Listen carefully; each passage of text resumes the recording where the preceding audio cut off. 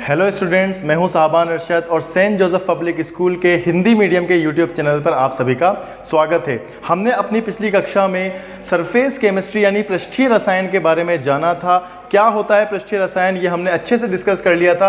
अब आज हम पृष्ठीय रसायन से रिलेटेड कुछ इंपॉर्टेंट टर्मिनोलॉजी के बारे में जानेंगे या उस टेक्निक के बारे में जानेंगे जिसके अंतर्गत हम क्या पढ़ते हैं, पृष्ठीय रसायन को पढ़ते हैं। तो देखिए, सबसे पहले जिस चीज़ को आपको समझना ज़रूरी है वह प्रक्रम है अधिशोषण। अधिशोषण को हम एड्सॉर्प्शन भी कहते हैं। अधिशोषण के साथ साथ आप एक टॉपिक और पढ़ेंगे जो आप अपनी डेली लाइफ के अंदर भी काफ़ी ज़्यादा देखते होंगे, और वह है अवशोषण। लेकिन अवशोषण को समझने से पहले हम अधिशोषण की बात करते हैं। अधिशोषण क्या होता है इस बारे में जानते हैं। तो देखिए, पिछली क्लास के अंदर, पिछली कक्षा के अंदर हमने क्या पढ़ा था कि जब हम किसी पदार्थ की बात करते हैं, जब हम किसी पदार्थ की बात करते हैं तो हम पदार्थ को दो भागों में विभाजित कर सकते हैं। एक उसका स्थूल भाग व दूसरी उसकी सतह या पृष्ठ। हमने ये भी जाना था कि वह अणु जो चारों ओर से समान रूप से अन्य अणुओं से घिरा हुआ रहता है वह स्थूल भाग कहलाता है, जबकि सतह वह भाग होती है जो चारों ओर से समान प्रकार के अणुओं से घिरी हुई नहीं होती है।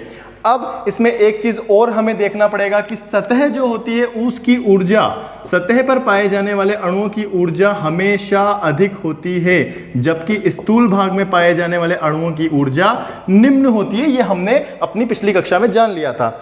अब अधिशोषण क्या होता है, अधिशोषण को जानने के लिए देखिए कि सपोज कीजिए कि ये एक पदार्थ है, ये पदार्थ की सतह है और ये इसका स्थूल भाग है। इस पदार्थ के आसपास जो माध्यम था वहां पर हमने कोई गैस रिलीज की या गैस को हमने छोड़ा। तो अब ये गैस, क्योंकि इस पदार्थ की सतह काफी सक्रिय है, काफी क्रियाशील सतह है ये, इस कारण ये गैस कहां पर आकर्षित होने लगेगी, इस पदार्थ की सतह पर आकर्षित होने लगेगी। और धीरे धीरे ये गैस के कण कहां आकर के अटैच्ड होने लगेंगे, कहां आकर के जुड़ने लगेंगे। जी हां, ये उस पदार्थ की सतह पर आकर के जुड़ने लगेंगे। और जैसे ही किसी सतह पर बाहर से आने वाले कण आकर के जुड़ने लगते हैं सतह पर, इसी प्रक्रम को हम क्या बोलते हैं, अधिशोषण बोलते हैं। यानी मैं बोल सकता हूं अधिशोषण किसी भी पदार्थ की सतह पर होने वाला प्रक्रम है। यह बात आपको याद रखनी है, अधिशोषण किसी भी पदार्थ की सतह पर होने वाला प्रक्रम है। तो मैं बोल सकता हूं कि किसी भी पदार्थ की सतह पर जब बाहर से आने वाले कण अधिशोषित होते हैं, सतह पर जुड़ जाते हैं, तो इस प्रक्रम को हम अधिशोषण कहते हैं। अब यहां पर अधिशोषण से रिलेटेड, अधिशोषण से हमें दो चीजें और यहां पर देखनी पड़ेंगी जो अधिशोषण में आती हैं। पहला है वह सतह जिस पर बाहरी कण आकर जुड़ते हैं या अधिशोषित होते हैं, उस सतह को हमने एक नाम दिया है, वह सतह अधिशोषक कहलाती है। क्या कहलाएगी वह सतह? अधिशोषक सतह कहलाती है। यानी इस केस में अधिशोषक सतह कौन सी है? ये वाली ऊपरी सतह जो है ये अधिशोषक सतह होगी। तथा वह कण जिनका किसी सतह पर अधिशोषण हो रहा है, वह कण जो किसी सतह पर आकर के जुड़ रहे हैं, उन कणों को हम क्या कहते हैं? अधिशोष्य कण कहते हैं। क्या कहा जाता है उन्हें? अधिशोष्य कण कहा जाता है।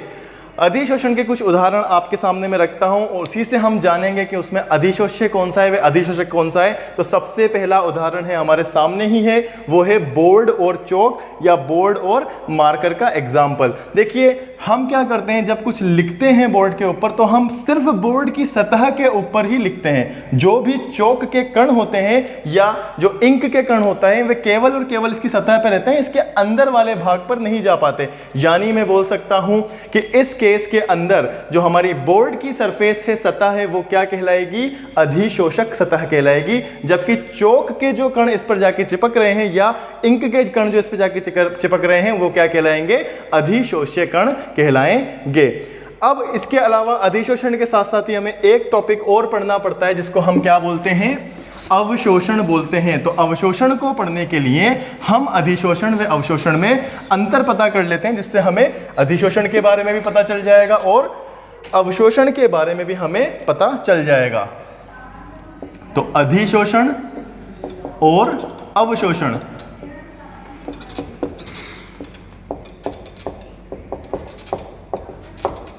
देखिए अधिशोषण व अवशोषण में अंतर प्रारंभ करने से पहले मैं दोनों के ही एक एक उदाहरण आपके सामने रख रहा हूं। अभी अभी मैंने आपके सामने अधिशोषण का उदाहरण रखा था, अब आपके सामने पहले अवशोषण का उदाहरण रखता हूं। सपोज कीजिए, मान लीजिए कि ये एक पानी से भरा हुआ बीकर है या पानी से भरा हुआ कोई कंटेनर है, इसमें बहुत सारा वाटर भरा हुआ है, वाटर फिल्ड है, जल के अणु है ये, ठीक है, पानी है ये। और मैं क्या करता हूं, इस पानी के अंदर एक स्पंज का टुकड़ा लाके डालता हूं। जी हाँ, किसका टुकड़ा? स्पंज का टुकड़ा। आप जानते हैं स्पंज का टुकड़ा काफ़ी मुलायम सॉफ्ट होता है। तो जैसे ही हम क्या करेंगे, इस स्पंज के टुकड़े को जैसे ही हम इस पानी के बीकर के अंदर डालेंगे, आपको मालूम है जल के अणु क्या स्पंज के अंदर तक चले जाएंगे? बिल्कुल, स्पंज के अंदर तक जल के अणु चले जाएंगे। हमने पिछली कक्षा में पढ़ा था, अंदर तक जाने का मतलब क्या होता है? स्थूल भाग तक चले जाएंगे, स्थूल भाग तक जल के अणु चले जाएंगे। इसीलिए तो जब हम क्या करते हैं, स्पंज को निचोड़ते हैं, तो उसमें से हमें बहुत सारे जल के अणु गिरते हुए दिखाई देते हैं। यानी यहाँ पर सीधा सीधा क्या हो गया, अवशोषण स्थूल भाग तक होने वाली अभिक्रिया है। स्थूल भाग तक यदि बाहर से कण अंदर तक चले जाएं तो उसे हम क्या कहते हैं? अधिशोषण कहते हैं, अवशोषण कहते हैं। और अधिशोषण हमने अभी अभी पढ़ा था कि सतह पर होने वाली अभिक्रिया है, और इसका एग्जाम्पल हमने क्या लिया था? बोर्ड व चौक। बोर्ड के ऊपर चौक से जब हम लिखते हैं तो चौक के कण बोर्ड की सतह पर ही रहते हैं, अंदर तक नहीं जाते, यानी ये सतह पर होने वाला प्रक्रम है। अब आप अधिशोषण व अवशोषण में एक अंतर और कर सकते हैं। देखिए, जब अधिशोषण होता है, ध्यान से देखिएगा, फिर से मैं एक बार एक सतह का निर्माण कर रहा हूं। आपको मालूम है सबसे बाहर जो अणु पाए जाते हैं वह सतह कहलाती है, और अंदरूनी भाग में जो कण पाए जाते हैं वह स्थूल भाग कहलाता है। तो मैं एक और पदार्थ का निर्माण कर रहा हूं जिसमें हमें स्थूल भाग भी दिखाई देगा, वह हमें सतह भी दिखाई देगी। इस सतह के ऊपर ये जो सतह है, जिसको हमने क्या नाम दिया? अधिशोषक सतह नाम दिया। इस अधिशोषक सतह पर धीरे धीरे मान लीजिए गैस के कण आकर के जुड़ते हैं, ठीक है, बहुत सारे गैस के कण आकर के इस पर अधिशोषित हो जाते हैं, ये कण अधिशोष्य कण कहलाएंगे। एक बार यदि इस पूरे जो पहली जो आपकी फर्स्ट सतह थी, जो पहली लेयर थी, जिसको मैं नीली लाइन से अंडरलाइन कर रहा हूं, इस सतह की बात करें तो इस पर पूरी एक दूसरी सतह अधिशोष्य कणों की यानी गैस के कणों की बन चुकी है, जो आपको नीली स्याही से दिखाई दे रही है। अब बताइए, क्या ये जो बीच वाले भाग हैं, यानी कि जो हमारा सतह वाला भाग है, क्या ये चारों ओर से कणों से घिर चुका है? जी बिल्कुल। पहले क्या था? पहले जब ये कण नहीं थे तब केवल नीचे नीचे कण थे, सतह वाले अणुओं के नीचे नीचे कण मौजूद थे, नीचे नीचे अणु मौजूद थे। लेकिन बाहर से अन्य कण ऊपर आ जाने पर अब सतह वाले कण भी चारों ओर से क्या हो चुके हैं? अपने जैसे अणुओं से घिर चुके हैं। ऐसे में क्या इनकी ऊर्जा कम होगी? क्या इनकी ऊर्जा कम होगी? निश्चित रूप से अगर अधिशोषण हो गया है तो इनकी ऊर्जा में कमी आएगी। वापस समझिए क्या हुआ है।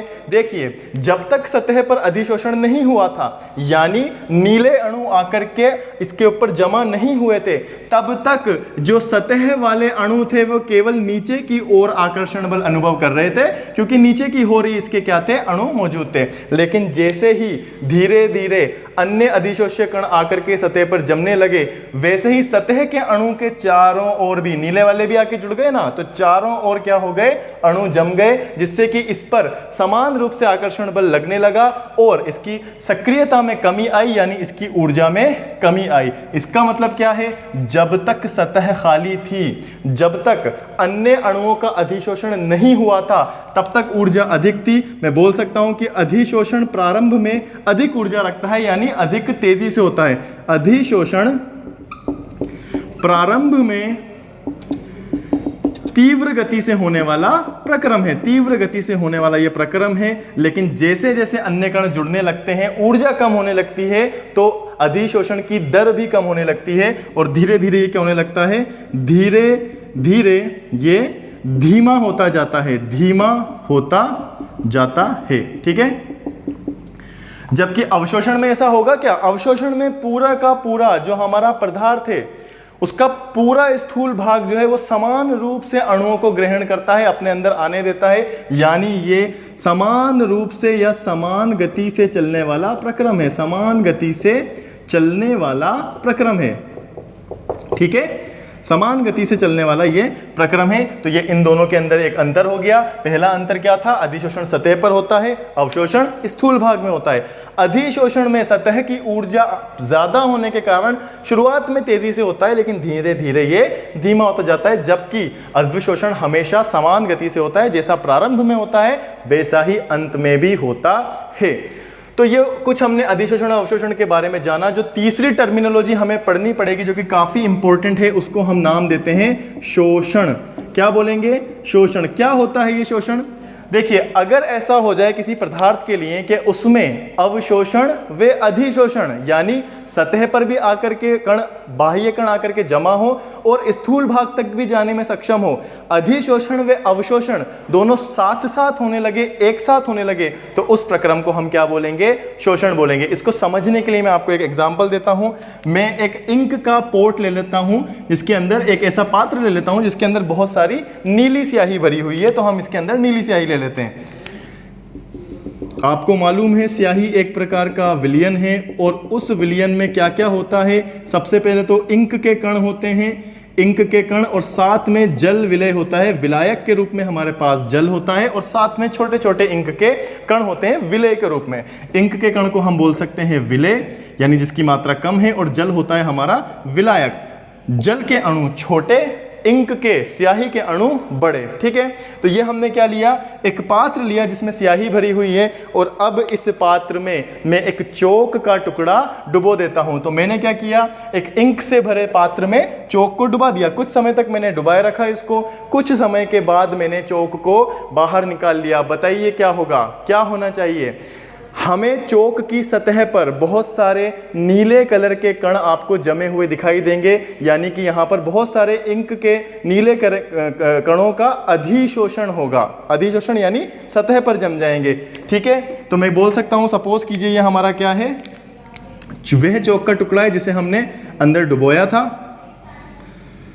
और इस चौक के कण के बाहरी सतह पर क्या होगा? नीले नीले कणों का अधिशोषण होगा। ये नीले कण इसकी सतह पर आकर के जम जाएंगे इस प्रकार से। तो मैं बोल सकता हूं इस प्रक्रम में क्या हो रहा है? अधिशोषण हो रहा है, अधिशोषण। ठीक है, अब मैंने क्या किया? चौक को तोड़ दिया, चौक को बीच में से तोड़ दिया। तो अंदर क्या मुझे इंक के कण दिखाई देंगे? नहीं, अंदर हमें इंक के कण दिखाई नहीं देंगे, लेकिन अंदर से चौक गीली निकलेगी। जी हाँ, इसमें जल के कण आपको दिखाई देंगे, नमी दिखाई देगी। यानी अंदर किन कणों का अवशोषण हुआ है? जल के कणों का अवशोषण हुआ है। और सतह पर किन कणों का अधिशोषण हुआ है?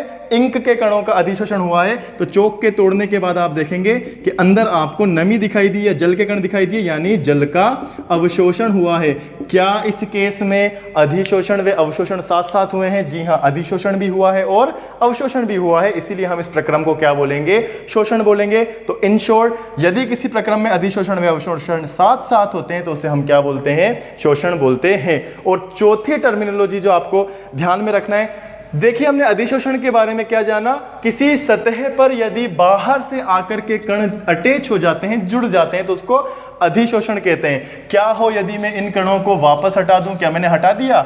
बिल्कुल, इंक के कणों को मैंने वापस बोर्ड की सतह से हटा दिया है। इस प्रक्रम को, जिसमें आप अधिशोषण के विपरीत अभिक्रिया करते हैं, यानी कि सतह से पार्टिकल्स को या कणों को वापस बाहर निकाल लेते हैं, इस प्रक्रम को हम क्या कहते हैं? विशोषण कहते हैं। क्या कहा जाता है इस प्रक्रम को? विशोषण कहा जाता है। तो बेसिकली हमने आज 4 टर्म्स पढ़े हमारी सरफेस केमिस्ट्री के पॉइंट ऑफ व्यू से।